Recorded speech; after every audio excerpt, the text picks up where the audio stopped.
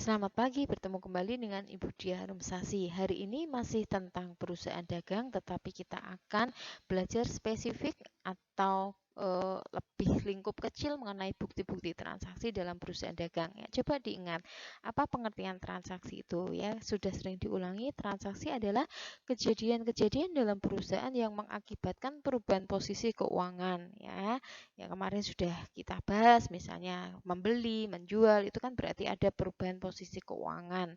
Ya, semuanya itu harus ada bukti-bukti transaksi, ya, karena namanya perusahaan. Nggak boleh ya kita menyamakan dengan uang sendiri. Kalau kita punya uang sendiri, kita beli sesuatu ya sudahlah, ya mungkin ya eh, tanpa catatan atau tanpa pengeluaran, buktinya apa itu mungkin it's okay, tapi ketika kita belajar mengenai perusahaan, semuanya yang terkait dengan perubahan posisi keuangan suatu perusahaan harus ada bukti-bukti transaksi. Nah, kita akan mengenal bukti-bukti transaksi itu apa saja. Ya, di sini ada beberapa bukti. Di sini contohnya adalah bukti kas masuk ya. Simpelnya seperti ini, saya ambil dari internet ya.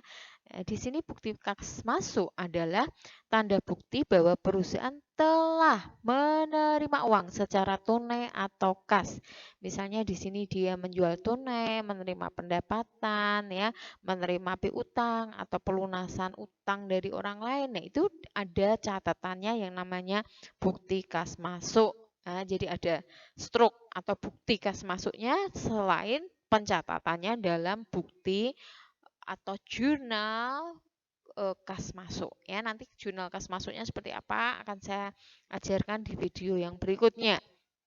Nah, kemudian yang berikutnya ada bukti kas keluar ya. Contohnya seperti ini juga saya ambil dari internet ya.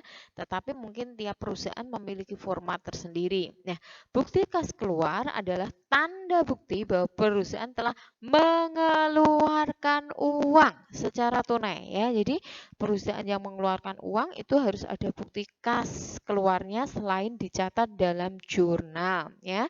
Misalnya mengeluarkan uang untuk apa? Oh, membeli tunai, membeli kertas, membeli peralatan, membeli tinta, ya tergantung dia bergerak di bidang apa, kan seperti itu. Lalu membayar gaji, itu harus ada pengeluaran gaji. Misalnya sekian karyawan kali gaji per bulannya berapa, itu nanti harus ada perhitungan dan rinciannya. Dan itu dibuktikan dengan bukti kas keluar. Lalu ada membayar utang, misalnya perusahaan kita itu punya utang kepada orang lain ya, kemudian udah jatuh tempo berarti harus bayar. Nah, itu ada yang namanya bukti kas keluar. Atau di sini pengeluaran lainnya semuanya harus ada bukti kas keluarnya. Ini sangat penting ya untuk mengontrol uang yang keluar itu untuk apa saja. Nah, yang berikutnya, yang ketiga itu ada memo. Memo itu, yang ini saya contohkan aja juga seperti itu, ya. Tetapi memo dalam perusahaan juga ada formatnya sendiri sih ya, tergantung perusahaannya. Nah, di sini memo memiliki arti bukti pencatatan antar bagian atau antar manajer di bagian yang ada di lingkungan perusahaan. Jadi kata kuncinya di dalam perusahaan itu sendiri antar bagian. Jadi tidak ada hubungannya dengan pihak luar. Misalnya di sini, misalnya memo untuk mengambil prive. Prive kemarin di perusahaan saya sudah kalian pelajari, yaitu pengambilan uang pribadi milik perusahaan. Itu harus ada memo juga ya. Tanpa memo nggak bisa yang namanya mengeluarkan uang. Oke, itu ya contohnya. Kemudian ada faktur. Nah, di sini bisa berupa faktur penjualan atau faktur pembelian. Faktur ini timbul sebagai bukti transaksi karena penjualan atau pembelian itu dilakukan secara kredit. Nah, faktur-faktur ini bisa dibuat rangkap sesuai kebutuhan. Nanti untuk siapa? Untuk pembeli, untuk penjualnya, dan yang ketiga adalah untuk arsip ya. Jadi faktur ini biasanya dikeluarkan misalnya karena pembeliannya itu tidak menerima uang secara cash atau tidak mengeluarkan uang secara cash atau secara tunai.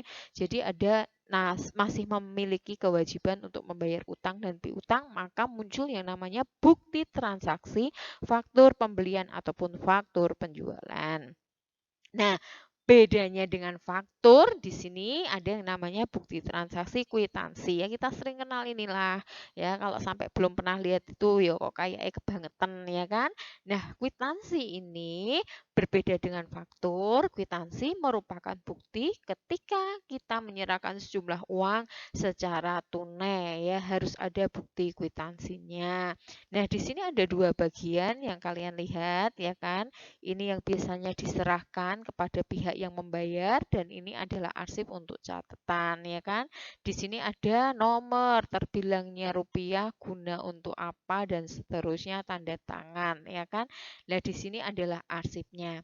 Jadi kalian juga berlatih ketika mengeluarkan uang dalam jumlah yang cukup banyak untuk membeli sesuatu atau untuk membayar sesuatu untuk kepentingan tertentu, minta kwitansi, ya. Oke, jadi kwitansi ini merupakan tanda bukti pembayaran, ya. Oke, yang berikutnya adalah nota kontan. Di sini bukti pembelian sejumlah barang secara tunai, ya. Kamu belanja sesuatu atau beli sesuatu biasanya diberi nota, ya.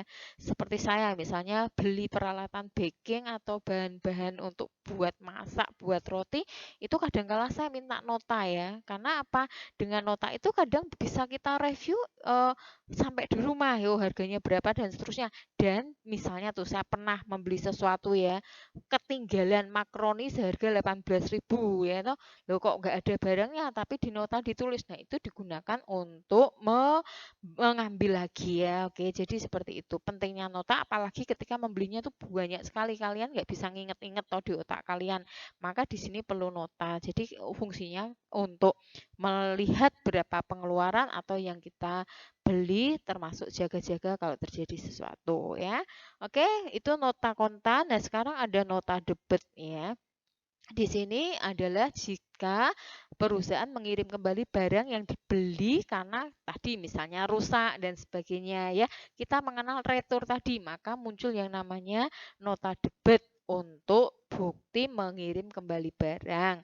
Termasuk kalau nota kredit berarti kebalikannya, ya, sama-sama retur, tetapi ketika menerima kembali barang yang dijual berarti dimunculkan yang namanya nota kredit. Jadi nota debit dan nota kredit ini nanti kalian cermati baik-baik, nggak boleh terbalik, ya.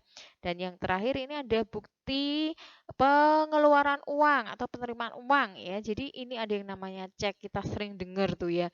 Ini saya ambil contoh ini, ya, di internet, ya. Jadi surat perintah yang dibuat oleh pihak yang mempunyai rekening di bank agar bank membayar sejumlah uang kepada pihak yang namanya tercantum dalam cek tersebut. Jadi cek ini berfungsi kalau memang jumlah uangnya itu banyak sekali dan tidak bisa mengambil secara cash atau membawa secara cash tunai dan itu memiliki risiko yang tinggi, maka dikeluarkan yang namanya cek, ya. Oke, jadi seperti ini, ya. Jadi itu namanya bukti transaksi. Oke, terima kasih kalian belajar mengenai bukti transaksi yang melengkapi pengetahuan kalian akan perusahaan dagang. Akhir kata, tetap sehat, tetap semangat, dan terus belajar. Semoga cita-cita kalian teraih dengan baik dan sampai jumpa di video pembelajaran yang lainnya. Oke, terima kasih.